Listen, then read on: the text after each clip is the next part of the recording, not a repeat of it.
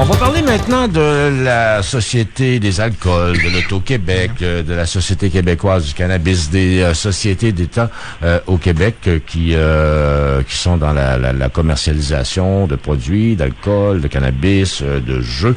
Et parce qu'il y a un livre qui a été publié récemment qui s'appelle Du vin et des jeux. Et on joint l'un de ses auteurs, Simon Tremblay-Pépin, qui est professeur à l'Université Saint-Paul d'Ottawa. Bonjour, Monsieur Pépin. Bonjour. Alors, j'ai pas eu le temps, évidemment, de lire votre livre. Qu'est-ce que ça nous apporte de nouveau sur un débat qui dure quand même depuis longtemps? Est-ce que l'État doit vendre de l'alcool, favoriser le jeu? Quelle est sa responsabilité sociale? Des questions d'éthique? Il y a largement à parler là-dessus, là. Ça, c'est vrai. Ce qu'on a voulu faire, en fait, c'est donner un historique à ce débat-là, mais aussi à ces deux sociétés d'État, la SAQ et l'Auto-Québec. On a voulu essayer de tracer un peu l'histoire à travers laquelle on était passé, parce qu'on s'est rendu compte qu'en fait, dans le cas de la SAQ, c'est particulièrement vrai. C'est une organisation qui a bientôt 100 ans. Oui. Elle a suivi l'histoire du Québec.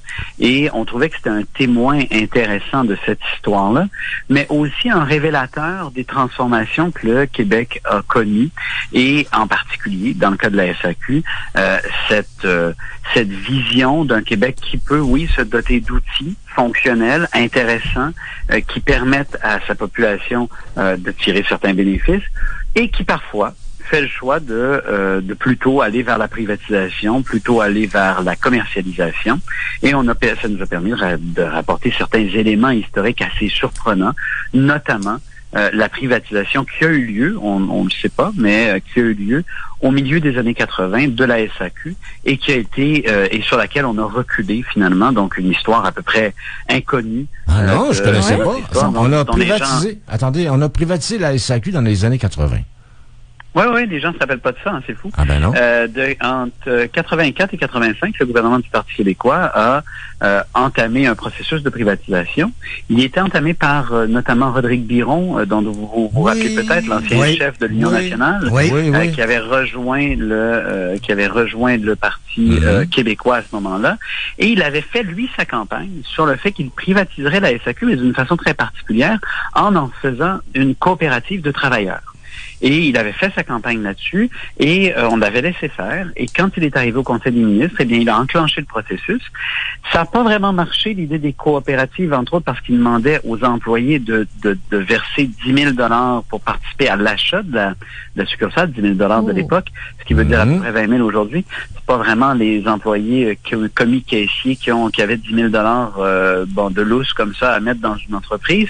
Et donc, ça n'a pas vraiment marché, mais finalement, à la toute fin du mandat, on est en 85, le gouvernement a décidé de soudainement dire ça marche pas les coops, mais on va vendre à n'importe qui veut les acheter. Donc on a mis toutes les succursales de la SAQ en vente sur l'île de Montréal et la moitié ont été effectivement achetées. Les contrats ont été voyons donc. Par qui? Oui. Par des gens par des commerçants, par des investisseurs. Et en fait, ils en ont vendu que la moitié parce qu'un journaliste de la presse a sorti un article qui disait qu'il n'y en avait que la moitié qui était rentable. Donc, vous comprenez bien que ça refroidit un peu les investisseurs. T'achètes donc quelque chose qui est pas rentable. Donc, la moitié a été vendue et soudainement, le Parti québécois a perdu ses élections en novembre. Et le Parti libéral... Le 2 décembre, je m'en souviens. Le 2 décembre 85. J'avais été pogné dans le parc de la Gaspésie puis il y avait du verglas. OK. Bon, ben voilà. Alors, le 2 décembre, le Parti québécois perd ses élections et le Parti libéral arrive au pouvoir et c'est lui, et là, ça vous surprendra, c'est pas ce qu'on a d'habitude comme histoire, c'est le Parti libéral qui annulera les contrats de vente et qui se fera poursuivre d'ailleurs par les personnes qui ont acheté et finalement, il devra les compenser plusieurs années plus tard. Bon, voilà pour c'est intéressant comme histoire. Si on parlait de l'Auto-Québec, c'est quand même quelque chose d'assez spécial, là. Ils sont pris, il y a l'Internet qui offre des jeux, tout ça. On a encore des vidéos poker à grandeur de la province, là, puis il y a aucune utilité sociale, il y a aucun plaisir. Le seul effet que ça peut faire, c'est de vider les poches de pauvres gens. Créer des addictions. Puis il y a des provinces au Canada où c'est interdit les vidéos poker. Alors, pourquoi l'État tient absolument à maintenir ces activités-là? Ben, vous mettez le doigt sur une des tensions qu'on essaie de montrer au sein de la mission de l'Auto-Québec, c'est-à-dire, puis elle est assez évidente, hein, d'un côté, ben, on a la santé publique qui dit le jeu, c'est pas super cool, et de l'autre côté, on a l'Auto-Québec qui essaie de faire de l'argent pour financer les coffres du gouvernement. Et ça amène l'Auto-Québec tout simplement à tout faire pour pouvoir avoir le plus d'argent possible, ce que le gouvernement lui demande. Et de l'autre côté, elle se retrouve à dire, bon, ben, pour pouvoir atteindre cette mission-là, je vais contourner ou je vais amoindrir certaines législations. Et dans le cas des vidéos poker, vous visez juste, c'est exactement le genre de secteur où l'Auto-Québec se dit, on devrait avoir tel nombre de vidéos poker dans la province, et finalement, on augmente le nombre de vidéos poker parce qu'on sait que c'est avec ça qu'on fait de l'argent, et on va au-delà de ce qui est intéressant pour la santé publique.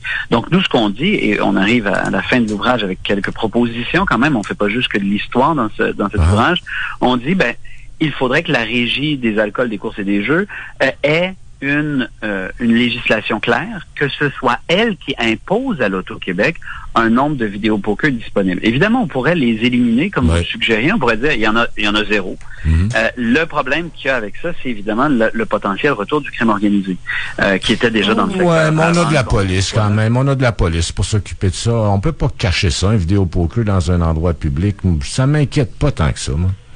Enfin, ce qui était le cas avant, c'est que des vidéos poker existaient de façon illégale, étaient contrôlées par le crime organisé, et la police, pour des raisons variées, tolérait ce type d'installation, de toute évidence. Et quand on l'a repris, ben là, le gouvernement a commencé à faire de l'argent. Et évidemment, la question qui se pose à l'idée de ne plus avoir de vidéo poker du tout, c'est bien sûr le trou que ça représente dans les finances publiques potentielles.